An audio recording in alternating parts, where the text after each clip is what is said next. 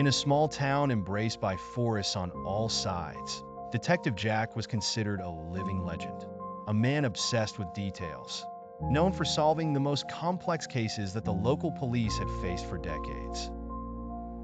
But time had not been kind to him. Jack had passed 60, and with time, signs of fatigue and forgetfulness began to show. His colleagues at the police station, despite their deep respect for him, started noticing small lapses in his investigations. His memory wasn't as sharp as it once was, and he would sometimes ask about things they had just discussed minutes ago. This began to ignite doubts in those around him, to the point where they started suggesting he might be suffering from dementia. His assistant, Matteo, a naive but enthusiastic and loyal young man, accompanied him on every investigation. Matteo wasn't known for his intelligence, but he relied on Jack for guidance. Even so, Matteo began noticing that Jack wasn't the same as before. But his loyalty to the old detective was stronger than his doubts. One dark, cold night, as Jack was on his way home, he passed by an old house on the outskirts of town, surrounded by a desolate garden. Through one of the lit windows, Jack glimpsed what appeared to be a murder. The scene was brief: a man falling to the ground, and an unknown killer vanishing into the shadows. Without hesitation, Jack called the police station to report the crime. But the reaction wasn't what he expected. The officer who answered the call didn't take it seriously, responding hesitantly. "Jack, I think you need some rest. Maybe you imagined it. We haven't received any other reports." Jack wasn't used to having his words doubted. He was certain of what he saw, so he decided not to give up.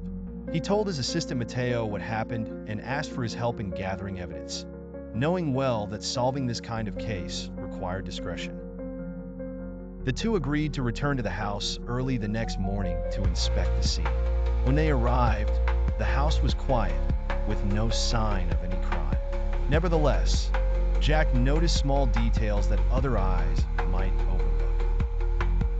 There were scuff marks on the ground indicating a struggle, faint bloodstains on the wall, and an eerie feeling lingered in the air. They were on the verge of making progress in the investigation when a report from the police came in, stating that the homeowner, Mr. Harold, had returned from his trip and found nothing unusual. This was the first incident that derailed the investigation. Every time Jack made progress, something mysterious would happen to set him back. Potential witnesses disappeared, the evidence he collected vanished from the office, and the case files were mysteriously rearranged. It felt as if some hidden force was working against Jack. As the pressure mounted, so did the doubts about Jack inside the police station. His colleagues began suggesting that he needed a long vacation to clear his mind. Eventually, after a lengthy discussion, Jack agreed to take time off, but he knew giving up was not an option. He decided to continue working in secret without telling anyone, not even Matteo. In the weeks that followed, Jack carried on his investigations quietly. He moved between locations connected to the case, met people in secret, and searched for new evidence. Little by little, the picture began to clear up, but he was hesitant to believe what he was beginning to suspect. All the evidence pointed to someone he knew well, Matteo. At first, Jack resisted this suspicion. How could Matteo, that naive young man, be the mastermind behind all of this?